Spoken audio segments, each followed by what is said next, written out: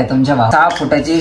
तर हा बोट नाही ठेवायचा इकडं, पण तो हात काढ नाही इकडचा बोट। तर सर्वांना हर हर महादेव मित्रांनो। तर हा आपला पहिला ब्लॉग आहे, चला तुम्हाला दाखवतो काय काय घेतलेलं आहे आपण।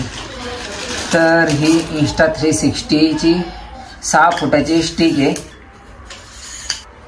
तर ही एक स्टिक घेतलेली आहे आपण। अजून काय काय घेतलेलं आहे चला तुम्हाला दाखवतो। तर हा इंस्टा 360 घेतलेला आहे तुमच्या भावाने नावा, हा पण तुम्हाला दाखवतो। अजून काय काय आपल्याकडे दाखवतो। ही छोटी एक स्टिक आहे, ही 3 फुटाची असते, तर ही पण दाखवतो तुम्हाला। ही आपण गोप्रोला वगैरे पण लावू शकतो, ही ते पण ऑप्शन आहे याला। तर या 2 स्टिक आहे आपल्याकडं। सायकलीसाठी पण हे एक माउंट घेतलं होतं बसवायला अजून, आणि हे आपण बाईकसाठी माउंट घेतलेलं आहे।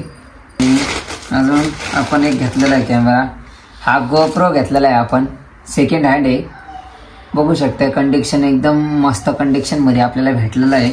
आणि आपल्याला त्यासोबत बॅटरी चार्जर पण भेटलेलं आहे, आणि प्लस आपण त्याला 2 बॅटरी का भेटलेला आहे हे बघू शकता। हे बघा, ही एक बॅटरी आणि ही एक बॅटरी गोप्रो, आणि हेल्मेटसाठी, आणि हा माईक आहे। तर हा आपला गोप्रो आहे, तर याला नंतर चालू करू आपण। तर फायनली गाईज हा आपला नवीन इंस्टा 360 आहे, बघू शकता तुम्ही। आपल्या चॅनलला नवीन असाल तर सबस्क्राईब करा, लाईक करा, शेअर करा।